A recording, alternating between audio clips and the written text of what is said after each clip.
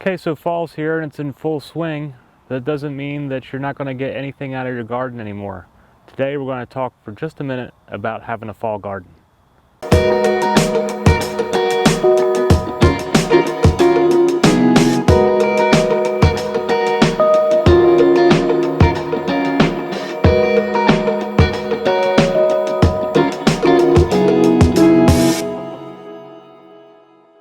All right, so this time of year, things are getting a little colder.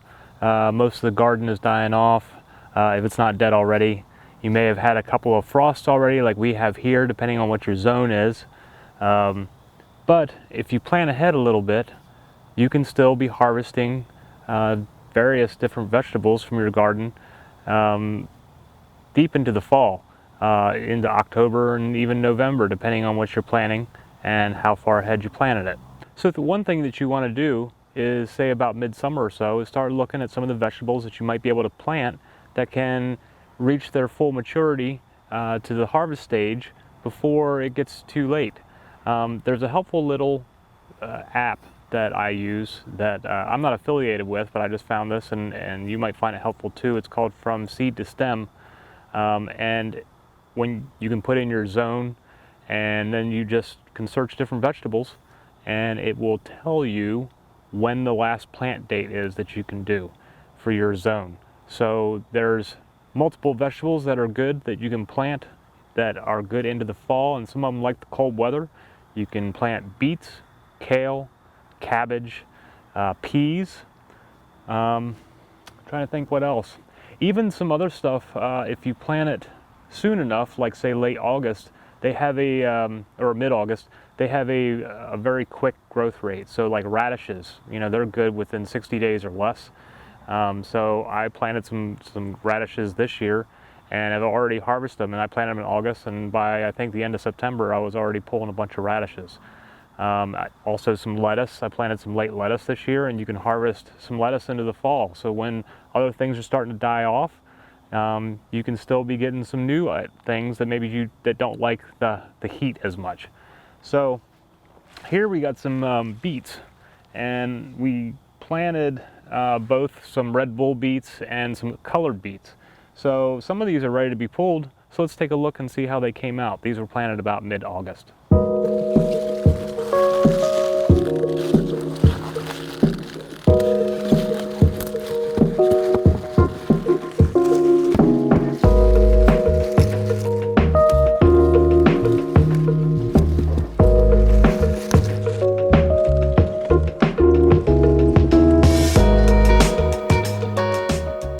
So they're not huge, but we do have a decent bunch of beets here.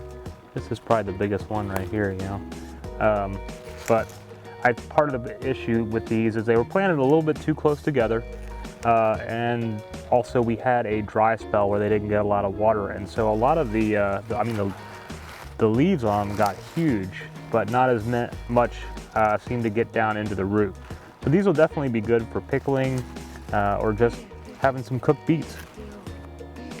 So there you have it. There's not a whole lot here. This was my test garden this year for some fall items, and as you maybe have seen on some of the garden tour videos, I had planted some kale and cabbage that got demolished by the cabbage moths. However, they're making a comeback. Even though we've had 2 frosts so far, they're still coming back. So I still might get some, hopefully, if they can hang on before it gets too bitter cold out. I also have some peas coming in that I planted. Maybe enough for a meal, but not much more. But this gave me a good idea of what works for my area, and I'll be able to do more next year. So try it. Take a look and see when you can plant some stuff in the late summer, some vegetables that like the cold. And one of the benefits about planting late is most of the bugs are gone, except for those dang cabbage moths. I should have covered them a little bit earlier. But in general, a lot of the bugs and funguses that you have problems with that really like the high heat, through June, July, and August, are starting to die out by the end of the summer. At that point, you've planted and stuff is just starting to come up, and it has the benefit of being able to grow free without all the stuff attacking it, so it has a better chance. And then some of your stuff like beets and cabbage and peas, they sometimes even get better flavors after they've had a light frost or two. So experiment a little bit, try it out. But thanks for stopping by, checking out One Seed, One World. Hope you subscribe to our channel and come back and check out some more videos. Happy gardening. Namaste.